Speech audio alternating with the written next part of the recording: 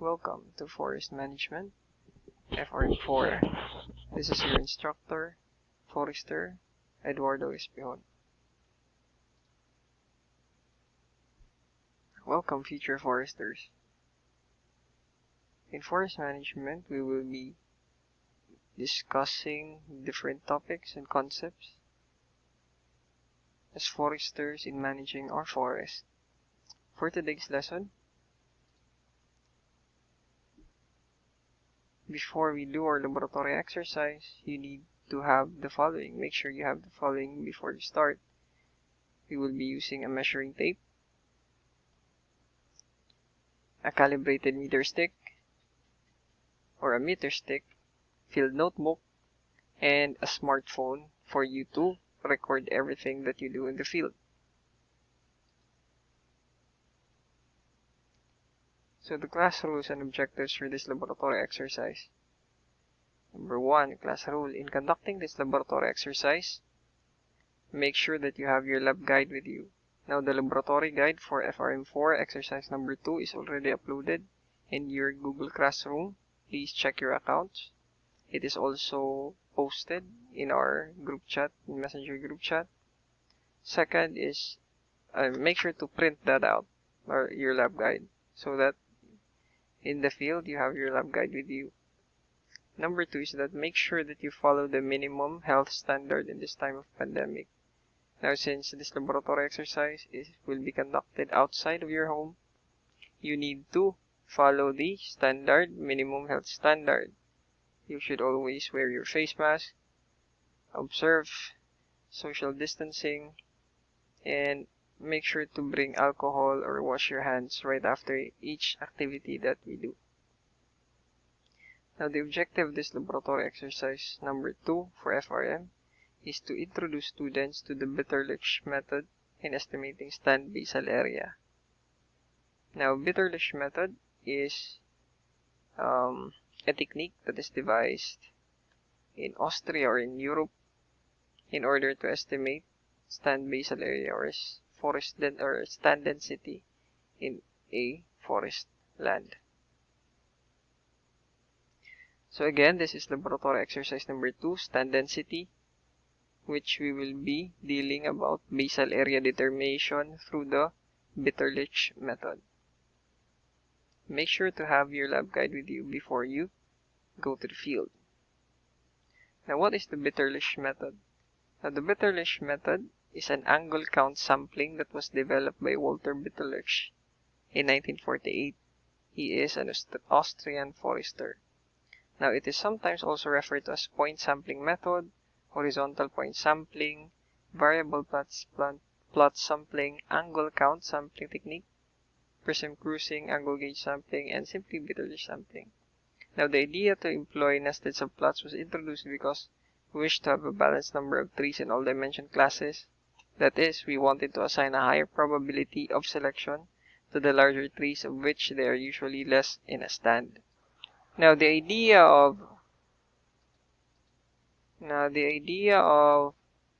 determining the stand basal area or stand density is very important in forest management. Imagine if this is your forest area. You are here. By looking at the basal area of the stems, when you say basal area, that is the cross-section of the stems. That is the cross-section of the stems. The area of the cross-section of the stems of each trees in the forest area. So, may nadagko, may dagudti, may nadagko, may dagudti, dagko, may dagudti. So, the idea of this stand basal area determination is trying to identify or trying to have a measure or a value that will correspond what is the density of tree species within the forest stand. Unsa ka, when we say density, that is a number of population or number of individuals, that is number of individuals over a given area. Okay, so if this is your whole area, this is your forest area, so we have individual tree species within the forest area. Now, dili tanang forest area, we know that there is variability in the number of trees within a forest area. So this is very important in forest management in looking at management in computation, di ba? Very important that we know the density. We know density of a given stand in order to check computation within the stand. Whether time na ba nga para mag-thinning tayo, bana nato ning mga kahoy kay sobra kadaghan na ang density nila, or pagkita nato dili day kayo dense ang atong nga forest, it needs enrichment planting. So that this simple tool helps us in deciding whether the forest area is highly dense or needs thinning, or it's sparsely distributed ang mga trees that it needs enrichment planting. Okay? So that is the idea of doing the Bitterlich method. Now, how to conduct the Bitterlich? Now, if you look at your exercise number 2 laboratory guide, from the procedure, what you need to do is first calibrate the thumb. Now, in calibration of the thumb, what you need to do is the first step is to hold your thumb straight out in front of you between your eye and the tree trunk. So what you will need to do is first, of course, you need to find a tree. Go outside your home, then try to find a tree, and arabos patag-patag. If this is you, try to stand straight sa kahoy, then reach out your thumb and try to make eye contact. Level lang imong eye sa imong thumb, level na. Imong thumb dahil thumb. Imong thumb level. And then walk backwards from the tree trunk until the trunk appears to be the same width as your thumb. You need to do is you need to move backwards until you reach the point nga ang imong nga thumb ang kahoy is pareha na ka daka. Okay, the same na ag width sa imong nga thumb og ang width sa imong nga kahoy.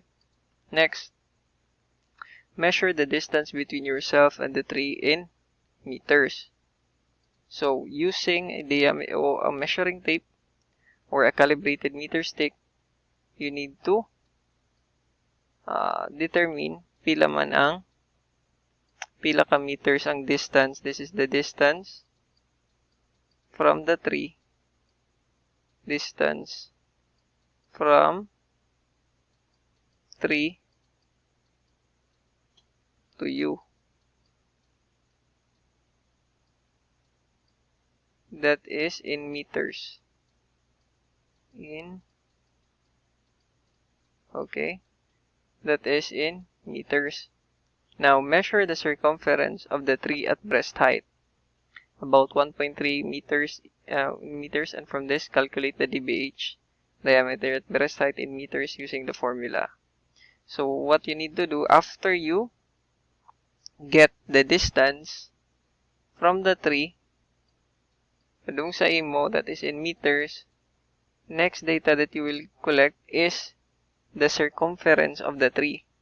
So, we measure circumference at DBH, diameter at breast height, that is 1.3 meters above the ground. So, if mao ang imong ground, that's 1.3 meters. Usa pa ka mag-measure dinhi.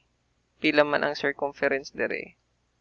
Circumference using the tape measure circumference.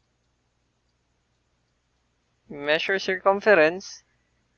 After you get the circumference, what you need to do is to convert circumference or to calculate circumference. Convert it into dBH.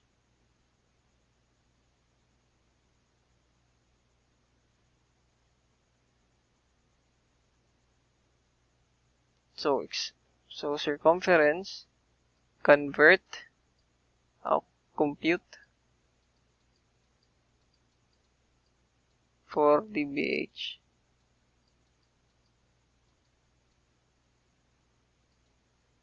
Now, we have circumference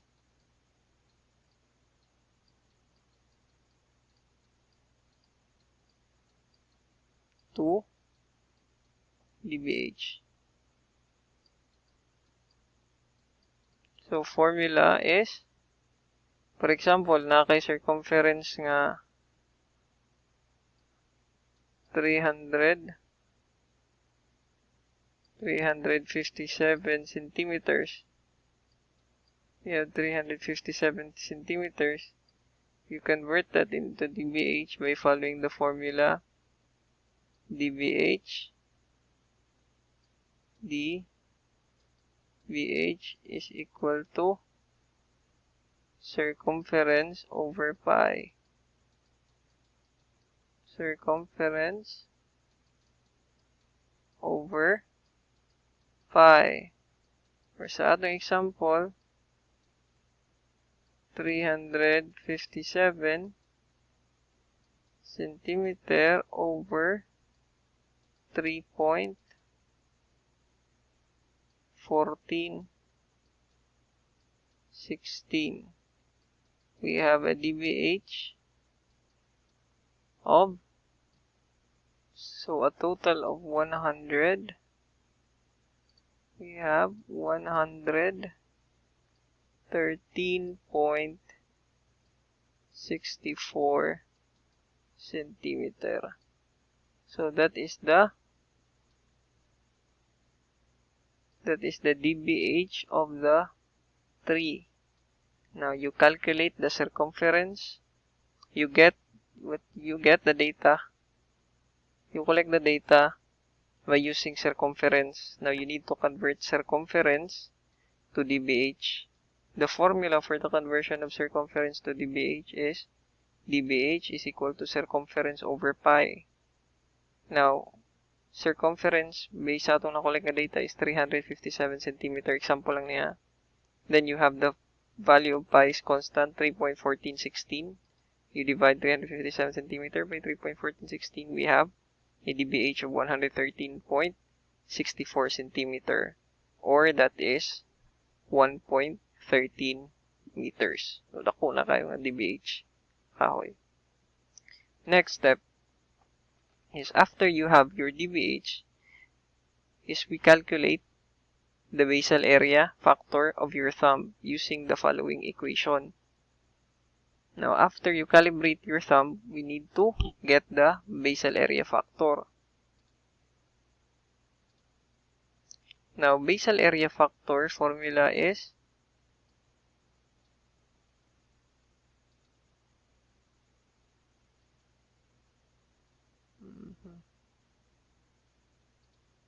the basal area factor is equal to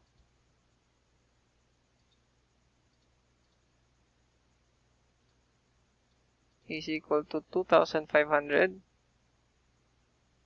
times, that is 2,500 times dBH over d distance squared. So kanina we have our example. Going back sa atong example, if we have here example dinhi, if we have this one, the distance from the tree gikan sa kahoy padung sa imo, let's say ang iyang distance that is 25 meters